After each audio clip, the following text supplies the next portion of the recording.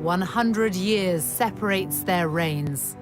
Different eras, different societies, almost different worlds. Two women, Elizabeth and Victoria. Two queens who have steered their course through periods of extraordinary change. In the British monarchy's 1,000-year history, their like has rarely been seen. Their longevity is unrivaled. On the 9th of September, Queen Elizabeth II will become the longest reigning monarch in British history. She will break the record set by her great-great-grandmother, Queen Victoria, who was on the throne for 63 years and 7 months.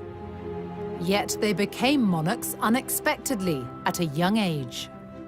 Neither Queen Victoria nor Queen Elizabeth were born to be queen, and indeed, there was no great expectation that either of them would be. I think certainly we'll look back and say there's been the biggest changes in society under these two female monarchs. I think history will look back on them both and compare them because it's really so incredibly unique. And both of them symbolize their country, and that's what's so wonderful about monarchy. It is a symbol above politics. But what does it take to be a monarch who defines an era? One who has the power to capture the hearts and minds of people at home and abroad. She's just brilliant. At her age, to be still doing things like this, it is just fantastic.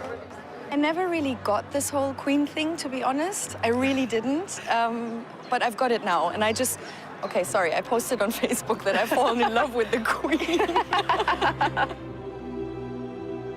As the Queen reaches this milestone, we look at the long reigns of two extraordinary women and ask how they've managed to provide such enduring stability in an ever-changing world.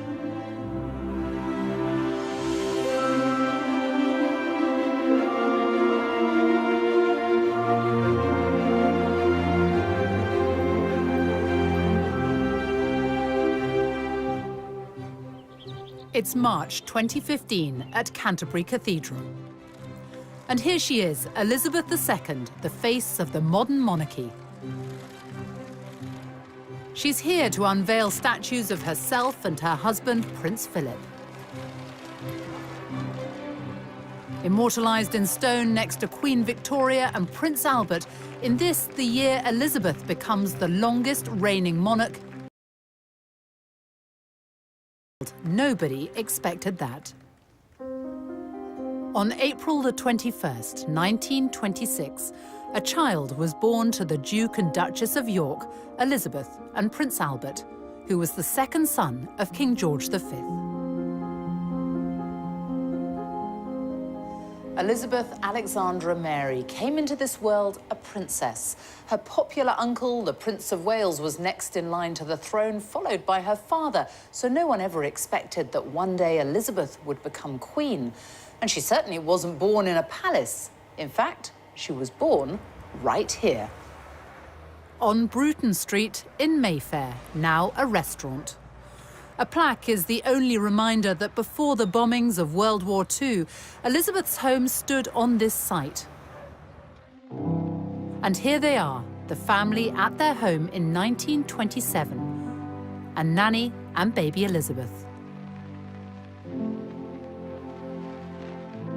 The young princess was expected to lead a relatively quiet life away from the full glare of the monarchy, which is just what people thought at the birth of another royal infant. Victoria was born in a palace, Kensington Palace, on May the 24th, 1819. At birth, she was fifth in line to the throne. And even though her mother was fiercely ambitious, no one could have known that Victoria was destined to become queen. She too was raised quietly, away from court, under the care of her strong-willed German mother, Victoria Maria Louisa, the Duchess of Kent. Here she is, Victoria. Victoria herself. Victoria spent her childhood here in Kensington, and she said herself, "I had a very unhappy childhood." And she was also a long way from the throne. No one thought she'd ever come anywhere near it. Basically, when she was born, she was intended to be married into other royal families, a very minor royal, so no one thought anything much of it. By her own account, Victoria was brought up very simply here in a suite of rooms on the first floor of Kensington Palace. It was a privileged but isolated existence. What we do know is that she remembered later on this terrible, oppressive, melancholy childhood. We think it was a little bit more complex than that. In what way? Well, she was lonely, but she was also very imaginative. She had 132 dolls, and they're all very neatly and in a very organized way listed in her inventory, which she kept at the time. She must have had a sort of very, a dream world, the way she played with these dolls. I suppose she had a lack of friends. We wonder whether some of the costumes could possibly be made from fabrics that made Princess Victoria's dresses. That's not something we're able to prove, but it's a possibility. Before she was 1, her grandfather and father died. And when her uncle George IV passed away, another uncle became king, which meant she was next in line to the throne at the age of 11. Life became even more restrictive.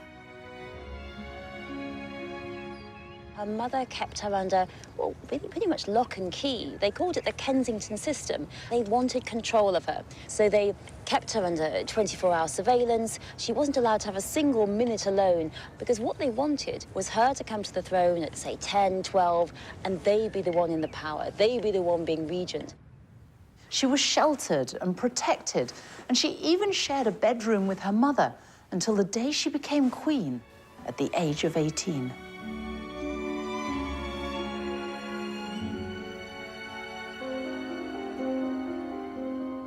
In stark contrast, Elizabeth's early life was happy and carefree. She had the constant companionship of her younger sister, Princess Margaret. Princess Margaret. We four. They had the common touch. They had ordinary Scottish nannies. Scottish nannies looking up. Boba MacDonald taught her how to iron the wrapping paper of her presents and put it away in a drawer so that she could reuse it. But she went on the bus, she went to the museums, and all the time, in those early years, she was just being prepared for the life of a young lady of the middle to upper classes. But all that changed suddenly in 1936. It was the year of the Three Kings. In January, King George V, Elizabeth's grandfather, died. Her uncle took the throne as King Edward VIII, but his reign lasted just 325 days. He abdicated in order to marry the twice-divorced American Wallis Simpson. By December that year, Elizabeth's father was king. Elizabeth moved here to Buckingham Palace with her family at the age of just 10. Her father was now king, and it must have been a huge change for the young princess, who until then had been raised in a more modest family home, albeit in Mayfair. It was 1937, exactly 100 years after Queen Victoria had arrived here at the age of 18. Victoria left Kensington Palace just weeks after becoming queen. Her first requests were for time alone at last away from her mother and a bedroom of her own. She got much more than that. Victoria became the first monarch to make Buckingham Palace her official residence. Over the years, she transformed the place, and visitors to this day are still met by the paintings of her nearest and dearest. How much did Queen Victoria change Buckingham Palace, and why? Well, I think she wanted to make it a centre of court life, and court life, I think, of a very different sort. I mean, the thing about the monarchy in the middle of the Victorian period was that it became respectable for the first time. And really, this was a palace which was going to house a court which was the epitome of the kind of new morality of the family and of society. Elizabeth has transformed this palace in another way. In 1962, she opened the Queen's Gallery to give the paying public access to the royal art collection. In 1993, she opened the doors even wider. Tens of thousands now take the chance to wander through the staterooms, with ticket and gift shop sales going towards the upkeep of the artworks.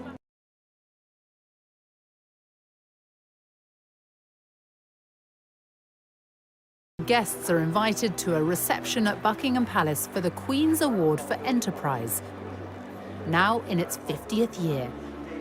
And each guest is greeted personally. It means a huge amount to these businesses. You could be in China, you could be in India and Brazil. People will see the emblem of these awards and they will know that you've got that because you're a very successful British business, and it actually then leads to more business, which is great news for Britain. It's such a boost to me personally, to my confidence as a businesswoman, but obviously to the business. I've met so many fantastic other businesses, so I look forward to a lot more business networking as well. The questions she was asking tonight were quite interesting. They were very business orientated, and she obviously knows what's going on, which is great, you know. The Queen herself is such an inspiration for all of us. And so for women in general, I think, you know, I mean, an inspiration of hard work, dedication, you know, like what entrepreneurs should look up to.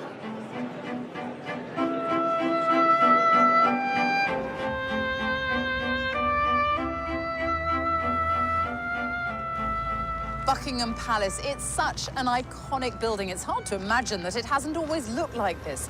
But Queen Victoria wanted to extend the palace, and so she sold Brighton Pavilion to pay for it and added on this whole frontage, everything you can see now, including, of course, one of the most famous balconies in the world. Here's Victoria in 1893, first photographed on the balcony. And Elizabeth, her great-great-granddaughter, making her debut as a baby. Across time, the balcony became a sort of rallying point for the nation. No more so than in May 1945, when war in... as Elizabeth stood proudly by him in her uniform.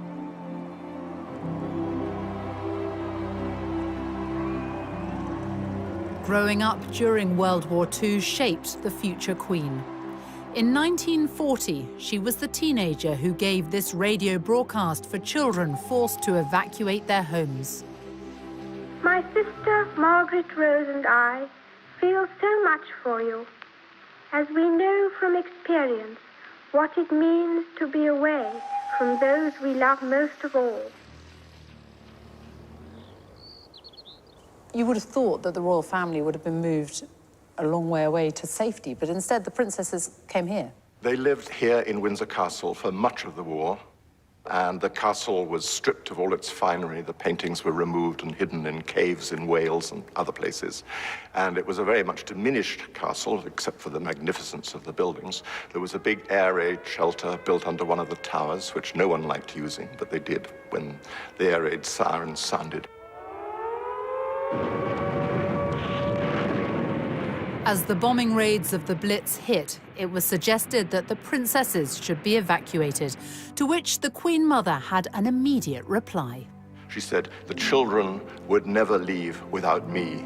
I would never leave without the king, and the king will never leave."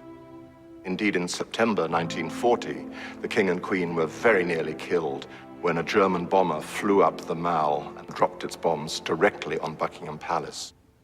They concealed how nearly they came to death. They realized instantly that they had to be the focal point of the nation at war. And that was transferred to Princess Elizabeth, and we have seen that ever since, duty is what has defined her and led her and inspired her. Elizabeth, unlike Victoria, was able to learn the art of being a monarch from her parents. But both entered public life in the same way and in the same place, each showing their commitment to the armed forces.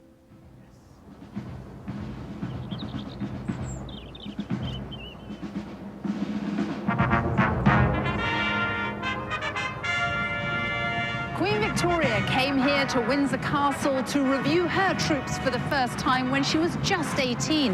A century later, Elizabeth, then still a princess, followed in her footsteps on her 16th birthday. It was her first official engagement. The British Grenadiers then marched past Her Royal Highness the Colonel. She's back. It's April 2015. Now 89, the Queen is presenting new colours to the 1st Battalion, the Welsh Guards. She knows the military inside out and played her part in the war effort when she joined the Auxiliary Territorial Service at the age of 18. One of the things she did was to learn how to strip down her truck. And there are famous pictures of her doing so. And she worked with other people who had been called up who were serving from all walks of life. And I think that was her first proper introduction to life outside of the family. And these were all sort of incremental steps in her training, if you like, towards being the monarch. Her Majesty the Queen knows absolutely everything that's happening in the ceremonial state occasion. But she knows that I'm there to just make sure those people that don't know are led and guided so that they can give the best performance. I'm inspired by her, an absolutely wonderful lady. I mean, the Queen is what we fight for and fight under for the country, and she's sort of the head of the army and our regiment, so it's extremely special for the boys. Do you think that the Queen really does understand what you do, what you go through? 100%, 100%. I think she probably knows more than anyone in her time of understanding what sacrifice for a country is, and she's an extremely, extremely special person.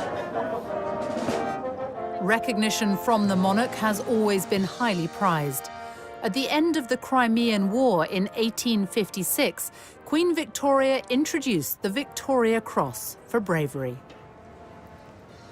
A medal has been created in Elizabeth's name too, the Elizabeth Cross, for the next of kin of British servicemen and women killed on military operations or by terrorism.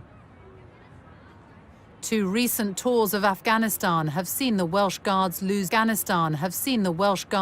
9 men. Lieutenant Mark Everson was one of them. You have been awarded the Elizabeth Cross. Yeah. In memory of your son. Yes. Just explain what the Elizabeth Cross is and how important it is to you. Most awards that are given to soldiers, but this is something for the families, which is actually saying, you know, the families are involved in this as well. However prepared one is for soldier death, it leaves a huge hole in families.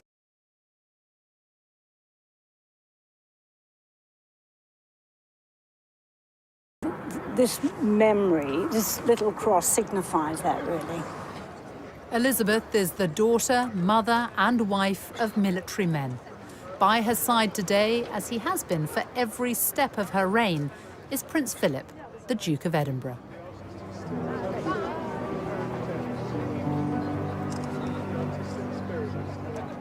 They got to know one another in 1939, as Elizabeth accompanied her parents on an official visit to the Royal Naval College, Dartmouth.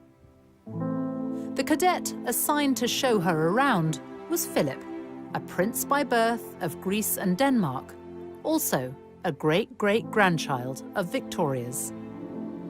The Queen saw him, this handsome young Viking with his sense of humor.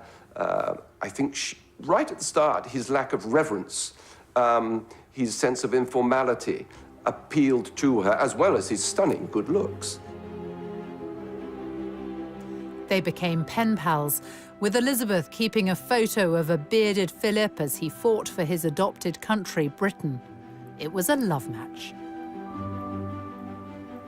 And in 1946, after a holiday at Balmoral, they got engaged, and though secretly, because the King and Queen asked them to postpone the public announcement until the following year. Royal family and Princess Elizabeth's fiancé have permitted these special film studies to be made in response to the rapidly mounting worldwide interest in the forthcoming royal wedding on the 20th of November in Westminster Abbey.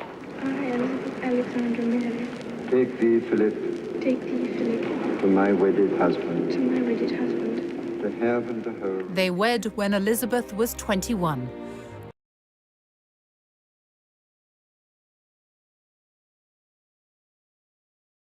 And that of any other British sovereign. It's a cornerstone of Elizabeth's reign. As she's said in several tributes to him, he is the rock on which her work as a monarch has been based. He has quite simply been my strength and stay all these years. And I and his whole family, and this and many other countries, owe him a debt greater than he would ever claim, or we shall ever know. Queen Victoria had her rock too. For Victoria and now Elizabeth, a vital thread through their lives has been the love and support of their husbands. Both married European princes, both met their husbands-to-be when they were very young and then got to know them slowly through letters. He also looked like a film star. I mean, there's something very romantic in the fact that both Prince Albert and Prince Philip were both sort of gorgeous to look at, you know, that builds up the whole fairy tale. Victoria was 16 when she met Prince Albert of Saxe-Coburg and Gotha. He was her first cousin from Germany. It was determined, more or less, from childhood onwards, that Victoria would marry one of those Coburg children. There were some other candidates for her to marry, but that was the obvious one. And it was her great luck that she fell in love with him, besottedly. It was a real love affair and love match from the beginning. They kept in touch by letters, and she described him as so sensible, so kind, and so good, and so amiable too. She really hadn't had a chance to have anyone to love. She and her mother had been at loggerheads. She had no sister, no friend, no father. So she'd been a very lonely child, and all this passion had really pent up inside her. Obviously, Victoria's wedding to Albert on a grisly February day is essentially a private service. Victoria herself said that she noted every detail. Indeed, she does appear to have noted every detail in her journal afterwards. I think for Victoria, it was a wonderful day in every way. The couple were married in 1840. Victoria was already queen, so she had to propose to him. They went on to have 9 children. Albert brought an experience of the world Victoria had never known. He developed a strong interest in arts and culture and built the Italian Gardens in Kensington as a testimony of his love for her. She rejoiced in her marriage to Albert, and it had for her a significance only rivaled by her coronation day. Victoria's coronation came after the death of her uncle, William IV. It's one of the quirks of the hereditary system that one is expected both to mourn and rejoice at the same time, mourn the death of one sovereign, rejoice in the accession of the next. I think in 1837 there is a definite imbalance. There is notably more rejoicing than mourning. She loves being queen at the age of 18. She tells the wife of a courtier that she woke up one morning afraid it might all turn out to be a dream. She thoroughly enjoys the dream. 400,000 people flocked to London for her coronation, helped by the transport revolution, the railways, and the hopes of a nation resting on youthful shoulders, something shared by only 2 women in more than 100 years. Elizabeth's path to accession came in 1952. In January, she and Philip were waved off at the airport by her father, King George VI, as they began a Commonwealth tour in his name. It was the last time they would see one another. He was only 56. On February the 6th, 4,000 miles away from London, Princess Elizabeth was brought the news the world was soon to hear.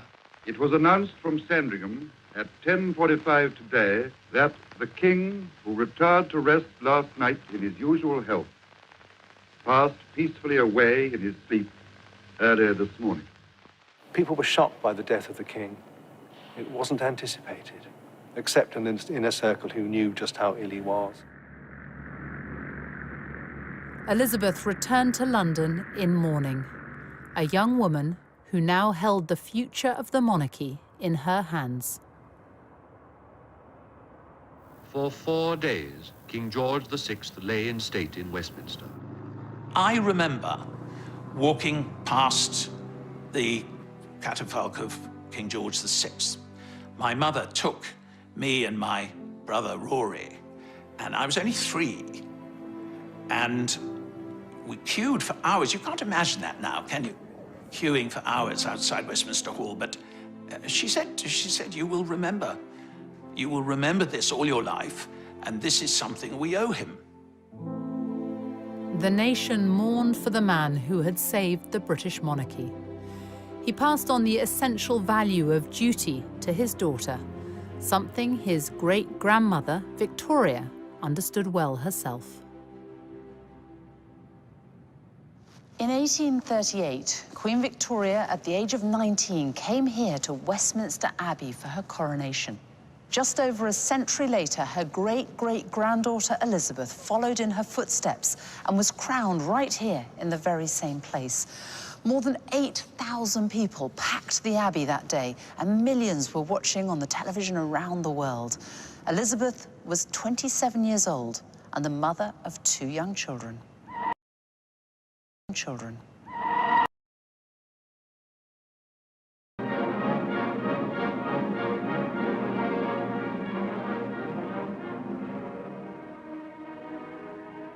How was Elizabeth received at the coronation?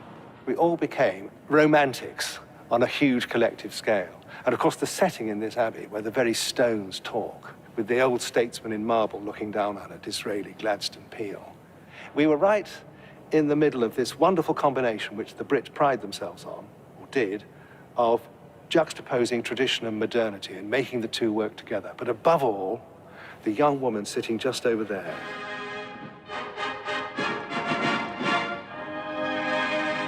seared across the Velcro of memory, and it's a very dazzling searing because post-war London was very drab.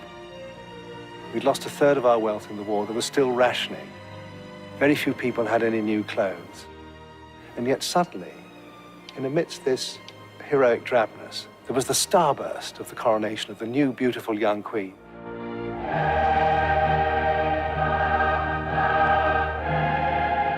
I remember it. I was on Victoria Embankment, and it was a kind of magic moment when the great golden coach went by, and then this smiling figure. It was one of the moments of the reawakening of the country after a long and tense and deprived period. And for those who weren't there, thanks to the revolution of television, the nation could watch from their living rooms. 27 million people in Britain in June 1953 watch at least half a day's television coverage. The number of BBC licence holders doubles that day. So there is this sense of what newspapers refer to as coronation fever. We've only known in recent years that it was, in fact, the Queen who said, yes, it ought to be televised. An acknowledgement that the monarchy, as it were, belongs to the people. You've got to, with the new means of communication.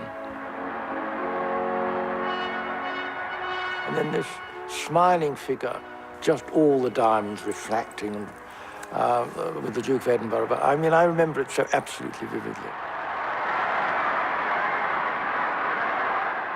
5 months after her coronation, Elizabeth returned to the Commonwealth tour she'd begun before her father's death. Now she was Queen and also head of the Commonwealth of Nations, which, from small beginnings, has expanded during her reign to take in 53 countries. She has visited almost all of them.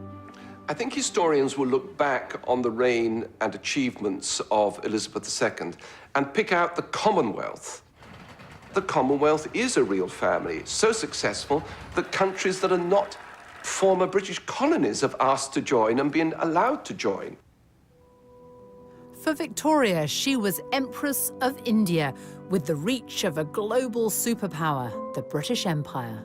Not that she saw much of it.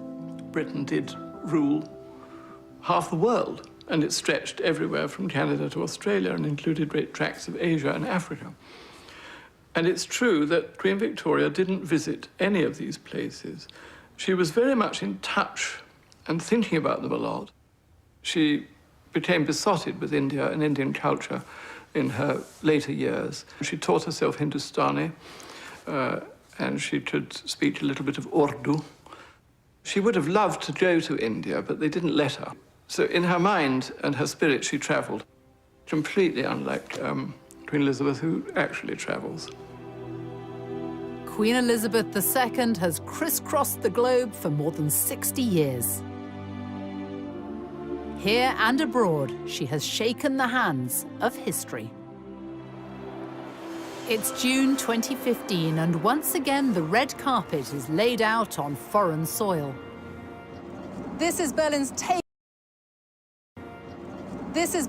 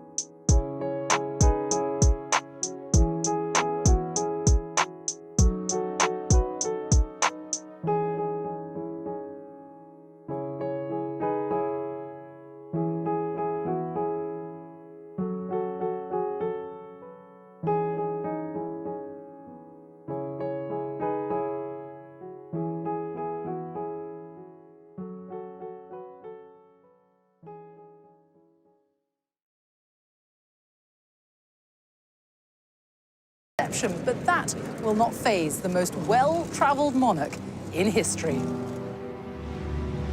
The Queen first came to Germany on a state visit in 1965. It was a country still divided by Cold War communism. Her visit was a gesture of solidarity and a step towards normalizing relations with Germany in the decades after World War II. People still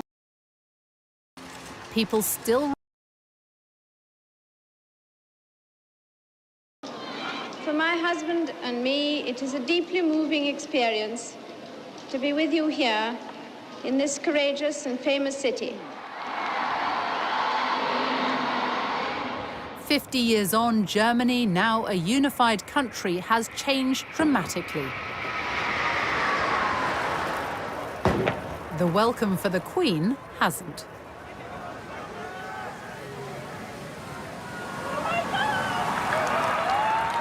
Wherever the Queen goes, she brings with her a sense of occasion, and there's been real excitement here in Germany in the run-up to this visit. She's on every front page today, and the papers are full of what to do, what to wear if you meet her. And German television has been running British-themed programmes. And that's the thing about the Queen. Wherever she goes, she brings with her an indefinable something that no one else can. The Queen is our big differentiator in the eyes of many of our foreign partners and friends. They deal with other governments, they deal with other heads of state, but the Queen is something completely unique. And you see that in the reaction of the crowds lining the streets.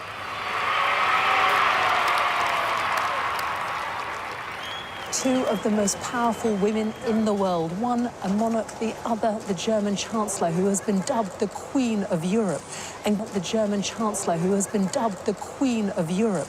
And given the question mark over the future of Britain in the EU, the timing of this state visit is being seen as something of a diplomatic coup.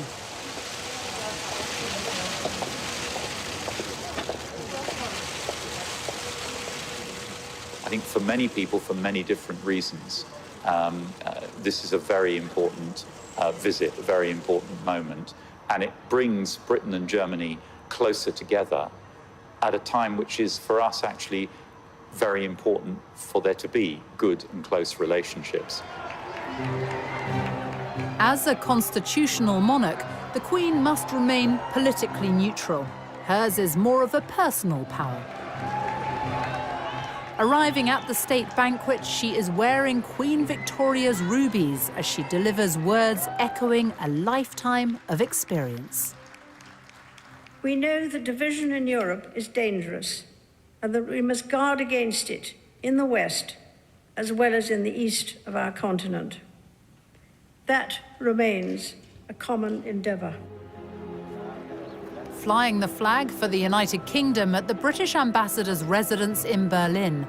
Every year, a garden party is held to honour the Queen, but this is the first time she and the Duke of Edinburgh have actually been able to attend.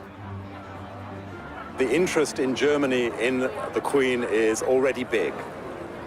People have been thinking about the institution of the monarchy and about the overall relationship between Germany and the United Kingdom. In diplomatic speak, we'd call it soft power. It's what the Queen stands for. It's the values that she embodies, and that has deep impact. There's all those disputes we do have at the moment in Europe about Britain and Europe and the rest of the world. So it's important that we do have this unifying personality. She's there and she stands for something and a value that is not changing. And so it's like an authority. You know, all the emotions here at this garden party that show that there's a very strong belief in Germany that please stay in the EU, we need you. Very smiley and talkative, actually. Yeah, and I never really got this whole Queen thing, to be honest. I really didn't. But I've got it now, and I just... Okay, sorry, I posted on Facebook that I've fallen in love with the Queen.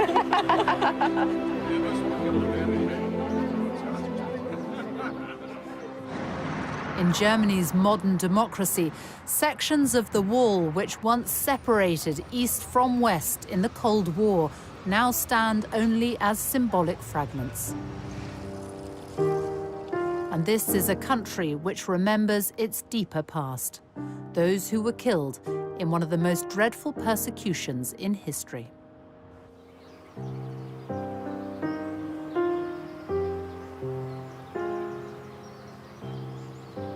70 years ago, British forces liberated this camp, and they discovered, much to their horror, that on this very soil, tens of thousands of people had died in a most horrific fashion. It was liberated by World War II Allied troops in April 1945. 70 years later, it is the Queen's request that she and the Duke of Edinburgh end their German state visit by paying their respects at the site of the Bergen-Belsen concentration camp. And for some, the memories are very personal. To me, it was just one huge horror story. How any human beings could treat other human beings in this way. Just incredible. I don't think there was a sort of screaming of joy because everybody thought we must be dreaming. We hear an English voice. That wasn't what we were preparing us for. We were preparing us to die.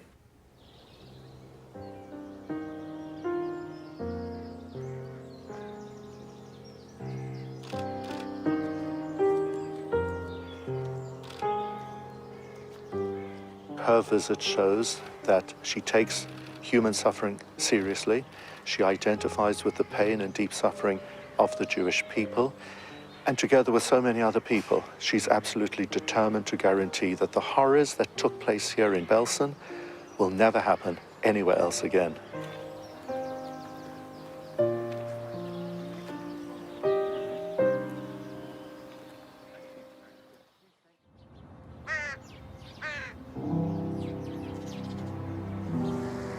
In Britain, religion and the monarchy are forever intertwined. Since King Henry VIII famously separated the English Church from Rome, every monarch has become defender of the faith and head of the Church of England. Victoria. She was devout, outspoken on church matters. She even wrote about her views on sermons in her diaries. I think that sincerity of faith is something that Queen Victoria shares with Elizabeth II. I feel absolutely sure that both women, in what is unquestionably a very lonely position, have felt upheld at moments, many moments possibly in their reign, by a very strong Christian faith. Many have found the practice of quiet personal reflection surprisingly rewarding, even discovering greater spiritual depth to their lives. In her Christmas broadcasts, she talks often about how the teachings of Christ are what inform and inspire her.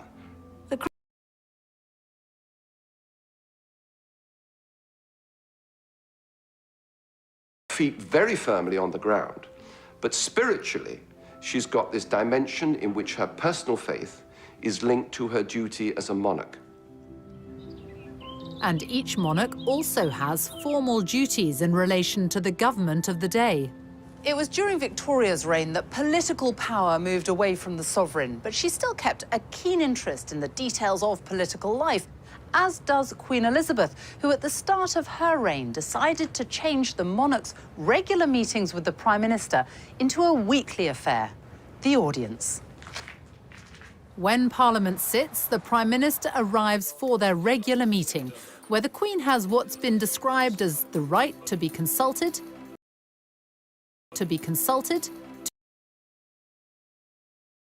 the course of 12 British Prime Ministers.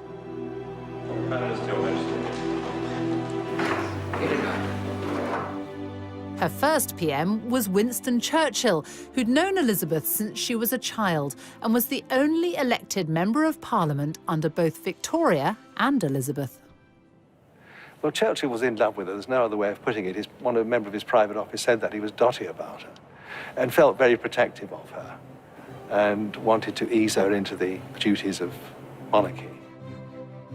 And she receives the red boxes daily, containing cabinet and foreign and Commonwealth papers. She's been terribly well informed. When you think about it, the first weekly intelligence summary she got from the Joint Intelligence Committee in February 1952 would have had at least a section on it, I'm sure, of Stalin's capabilities and military intentions. Can you imagine it? The long reigns of Elizabeth and Victoria mean they have had to steer their way through periods of extraordinary change.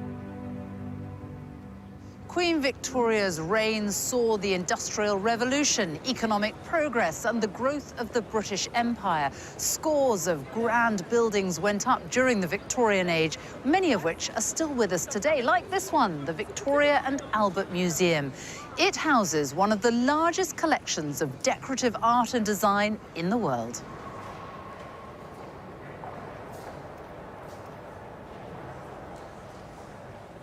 So, what is Victoria and Albert's legacy in terms of art and culture? It's fundamental. I mean, this museum, as you know, is the Victoria and Albert Museum, and that name is not an accident. It was renamed the Victoria and Albert Museum in 1899, and it was one of Queen Victoria's last public appearances when she came to lay the foundation stone of the front of our museum. How big a role did Victoria and Albert have in bringing the arts to the people? Throughout her life, and indeed throughout Albert's life, they were actively promoting education and culture, art and science. This whole complex at South Kensington is thanks to the way they supported and promoted these activities. So much so that this area became known as Albertopolis, also taking in the Albert Memorial, Victoria's vast tribute to the man she adored, who died at the age of 42. The great expansion seen in the Victorian age has not been repeated during Elizabeth's reign. Instead, there have been huge leaps in science, technology, medicine, even space travel, and far greater freedom and tolerance. In an age of rapid innovation and cultural change, the Queen recognises pioneers from every field. At Windsor Castle, she has a gathering of the holders of the Order of Merit. It's a celebration of the elite from music, art, medicine, astronomy, architecture, theatre. Queen Victoria may have been the first monarch to try the telephone with none other than the inventor Alexander Graham Bell. But it was Elizabeth who, in 1958, made the first direct-dialed long-distance telephone call. This is the Queen speaking from Bristol. Good afternoon, Lord Provost. Good afternoon, Your Majesty. She was the first British monarch to send an email in 1976, and has a Twitter, Facebook, YouTube, and Flickr account in her name.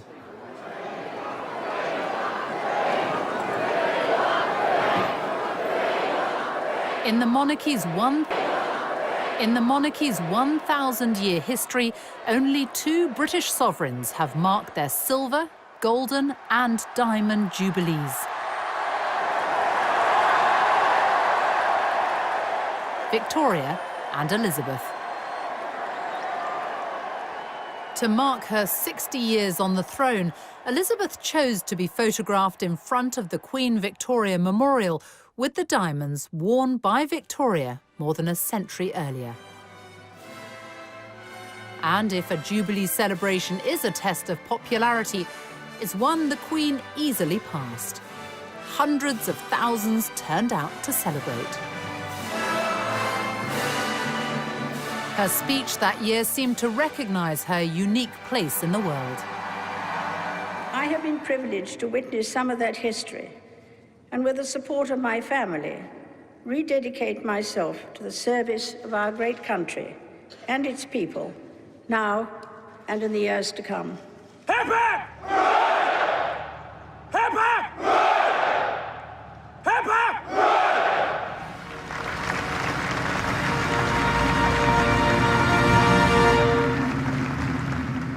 And then that same year, for the London Olympics, the Queen was cast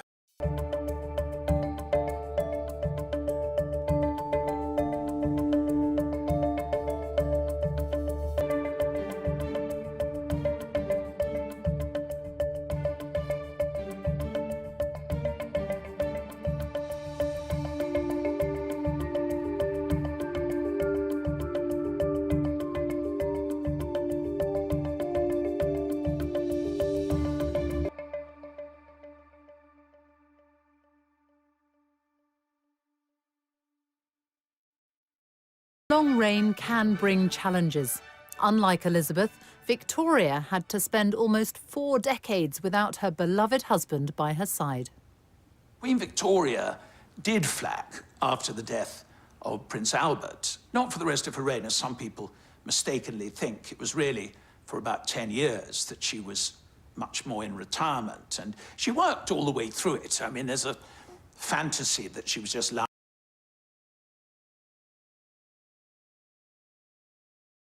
years. The politicians constantly feared, because she was so reclusive and shy and didn't like waving from balconies and didn't wear crowns, that somehow or another she was out of touch. And in a very mysterious way, she wasn't. In June 1897, Queen Victoria was persuaded to make an effort for her Diamond Jubilee. She was captured in this rare footage, and she had an empire to call upon. London had never seen anything like it. The Bengal Lancers, people from all over the world, African warriors, parading through the streets with all their wonderful costumes and uniform. It was partly a demonstration of this extraordinary political stability, that this institution, which had been so fragile in 1837, was now going stronger than ever in 1897, thanks to this very eccentric, clever but strange woman sitting in an open carriage riding through the streets of London in a black bonnet. The whole place was alive with excitement. Both Victoria and then Elizabeth came here to St. Paul's Cathedral to mark their Diamond Jubilees. For Victoria, who by then was 78, it was a rare public appearance. She was still mourning Albert decades after his death. And she was frail, too frail to climb these stairs and go inside. So instead, when her carriage drew up here in front of jubilant crowds, she remained in it, and the whole service came out to her.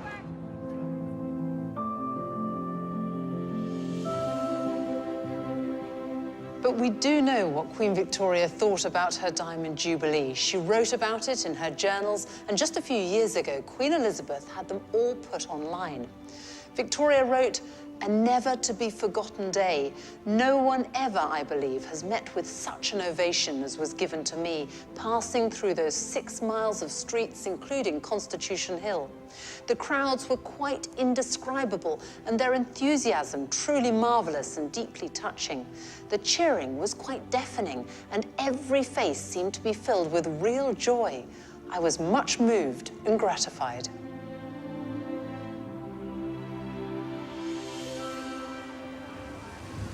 As well as being visible, the monarch must connect with every part of the United Kingdom. Today, the Queen, a direct descendant of Mary Stuart, Queen of Scots, arrives in Edinburgh for Holyrood Week. It starts with the ancient ceremony of the Keys, unchanged since Victoria's time. Well, it's a very significant process because it's the presentation of the city's keys to the monarch. But also, you know, for people of the city, it's a meaningful event because it's about the Queen's authority in the city. It's also about a welcome for garden party guests in the spectacular grounds of the palace. Royal garden parties were introduced by Victoria at Buckingham Palace in the 1860s and brought here to Scotland by Elizabeth's grandfather, George V. This is the Queen attending as a child. 8,000 people have been invited to this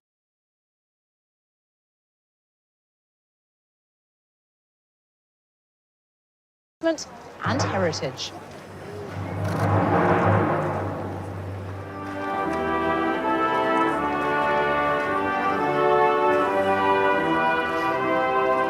She's just brilliant. At her age, to be still doing things like this, it is just fantastic. I think today has been a very good example of exactly what we as a country do well, and I think she's at the very heart of it. And the fact she visits our islands, you know, she embraces all the parts of Scotland that we love. Her and the Duke have done a marvellous job over the years, and I hope they'll have many more. What over the 6 decades of her reign has been done is the knitting together, I think, of an extraordinarily ever richer tapestry of Scottish life. My lot are part of the older threads, but every year through this great gathering, new, fresh threads are added. The Queen has deep personal connections to Scotland. Her mother grew up here. Her sister, Princess Margaret, was born here. In fact, she was the first royal baby to be born in Scotland for more than 300 years. And since she was a child, Scotland is where the Queen has always come on her family holidays. During late summer and autumn, the Queen still enjoys her longest spell of privacy in the place she's visited since childhood.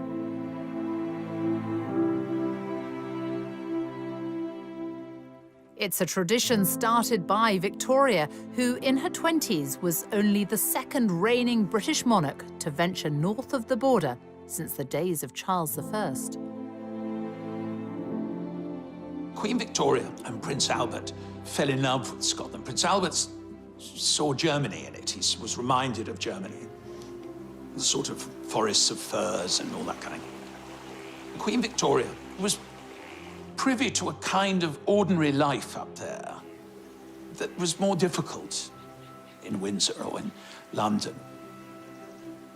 Victoria did deer stalking and watercolours and long walks in the heather and getting rained upon and all that. I think there's something about its sort of vastness when you get up into the Highlands, and that sense of being far away in this kind of mountain kingdom. Victoria and Albert bought land here, which they developed, building the magnificent Balmoral Castle. Balmoral was very carefully chosen up on a bluff with the forest quite far back and the water very much below and so on. And it became their own place. You know, it wasn't a house of the British monarchy. It was the house of Victoria and Albert. And that meant a great deal to her. The home lovingly designed by Albert for Victoria now belongs to Elizabeth. A private residence, but no longer just a royal idyll. For 18 weeks of the year, it's open to the paying public. As she grew older, Victoria spent much of her life at Balmoral. She was here on Wednesday, the 23rd of September, 1896, the day she overtook her grandfather, King George III's record. She wrote, "Today is the day on which I have reigned longer by a day than any English sovereign." Just days after Victoria had become the longest reigning monarch, she was pictured right here beneath the terrace at Balmoral. It was a very special moment, and that's because it was the first time that Victoria had ever been captured on film.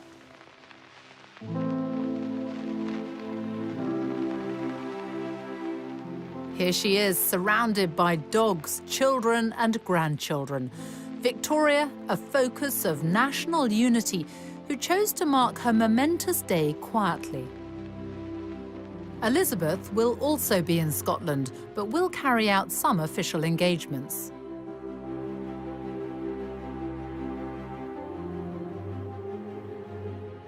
This is where Queen Victoria was on the day that she became the longest reigning monarch in British history. And this is also where her great-great-granddaughter, Queen Elizabeth, will be when she passes that record on the evening of Wednesday, September the 9th. She will have been on the throne for 23,226 days. There'll be no fuss, no grand celebration. It's business as usual, we're told. But all the same, it is a remarkable achievement and something none of us will ever again see in our lifetime.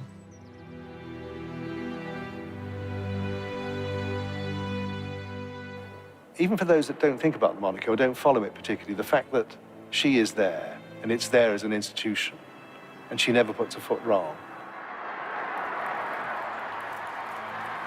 I don't think we should withhold our gratitude to both women for keeping this institution, which I think many people cherish, in spite of all the jokes we make about it.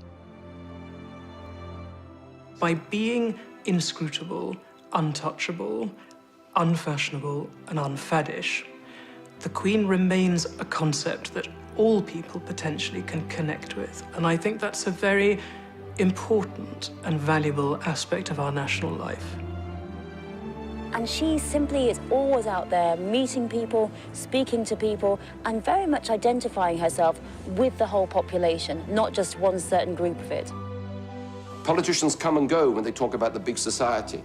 The Queen and the royal family have practiced it and continue to practice it in all sorts of ways. And that stems totally from the sense of duty and religious convictions of Elizabeth II.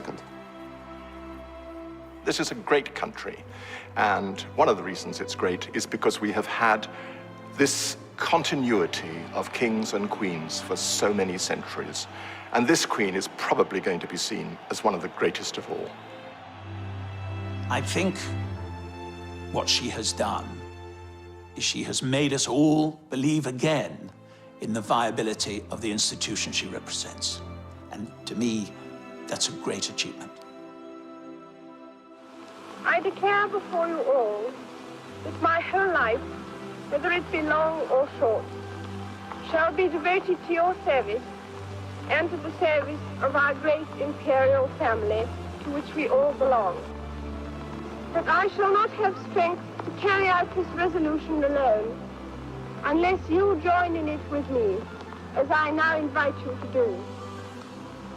I know that your support will be unfailingly given. God help me to make good my vow, and God bless all of you who are willing to share in it.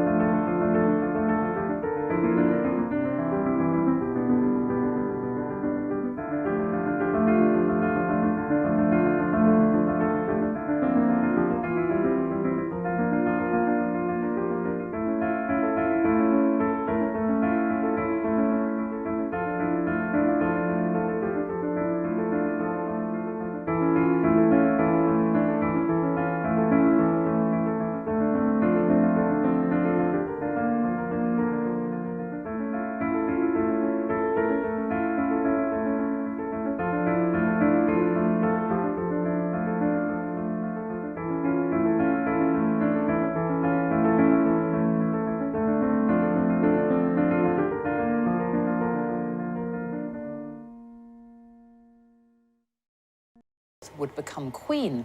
And she certainly wasn't born in a palace. In fact, she was born right here. On Bruton Street in Mayfair, now a restaurant. A plaque is the only reminder that before the bombings of World War II, Elizabeth's home stood on this site. And here they are, the family at their home in 1927, and Nanny and baby Elizabeth. The young princess was expected to lead a relatively quiet life away from the full glare of the monarchy, which is just what people thought at the birth of another royal infant. Victoria was born in a palace, Kensington Palace, on May the 24th, 1819. At birth, she was fifth in line to the throne. And even though her mother was fiercely ambitious, no one could have known that Victoria was destined to become queen. She too was raised quietly, away from court, under the care of her strong-willed German mother, Victoria Maria Louisa, the Duchess of Kent. Here she is, Victoria. Victoria herself. Victoria spent her childhood here in Kensington, and she said herself, "I had a very unhappy childhood." And she was also a long way from the throne. No one thought she'd ever come anywhere near it. Basically, when she was born, she was intended